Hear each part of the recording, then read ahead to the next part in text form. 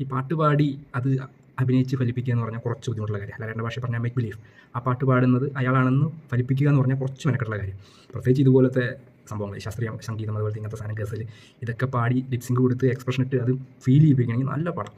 ഇപ്പോൾ ഇസൈന അബ്ദുള്ളയിലൊക്കെ പോലെ ഇത് പ്രണവ് ഭയങ്കര സിമ്പിളായിട്ട് ചെയ്യുന്നതായിട്ട് നമുക്ക് കുറച്ച് പേർക്ക് ഫീൽ ചെയ്തിട്ടുണ്ട്. അത് ഫീൽ ചെയ്യാത്ത ആൾക്കാർക്കാണ് ഇത് അഭിനയിപ്പിച്ച് ഫലിപ്പിക്കൽ ഭയങ്കര ബുദ്ധിമുട്ടുള്ള കാര്യം. അത് മനസ്സിലാക്കണമെങ്കിൽ മലയാളത്തിലെ അല്ലെങ്കിൽ ഇന്ത്യയിലെ ഏറ്റവും ഫൈനസ്റ്റ് ആക്ടർ എന്നൊക്കെ ഇപ്പോൾ നമ്മളെല്ലാവരും പറയുന്ന മമ്മൂക്ക, ഈ മമ്മൂക്കയ്ക്ക് പോലും ഇതുപോലെ പാട്ടുപാടി അഭിനയിപ്പിച്ച് ഫലിപ്പിക്കൽ നടക്കാത്ത ഇടപാടാണ്. അത് മനസ്സിലാക്കണമെന്നുണ്ടെങ്കിൽ മമ്മൂക്കയുടെ പഴയ ഒരു സിനിമയുണ്ട് പലാവൂർ ദേവനാരായണൻ എന്ന് പറഞ്ഞിട്ട്. മോഹൻലാലൊക്കെ പല സിനിമകളിലായിട്ട് ഈ കച്ചേരി പാടുന്നതും അതുപോലെ ഗസൽ പാടുന്നതൊക്കെ അഭിനയിപ്പിച്ച് ഫലിപ്പിച്ചുള്ള സംഭവങ്ങൾ.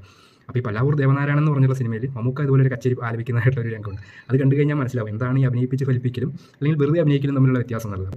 മോഹൻലാൽ എഫേർട്ട് ഇട്ട് പാടുന്നത് കാണിക്കുന്നത് പോലെ മമ്മൂക്ക കാണിക്കുന്നുണ്ട്. പണ്ടത്തെ ലോറി ഡ്രൈവർമാരൊക്കെ ഭയങ്കരമായിട്ട് ക്ഷീണിച്ച് ലോറി ഓടിക്കുന്ന സമയത്ത് ഇങ്ങനെ കോളറൊക്കെ പൊക്കുമല്ലോ വേർപ്പ് പോകാൻ വേണ്ടി, അതുപോലെയൊക്കെ കോളറൊക്കെ പൊക്കിയിട്ടാണ് ശാസ്ത്രീയ സംഗീതം പാടുന്നത്. മമ്മൂക്കയ്ക്ക് പോലും ഈ പാട്ടുപാടി ഫലിപ്പിക്കൽ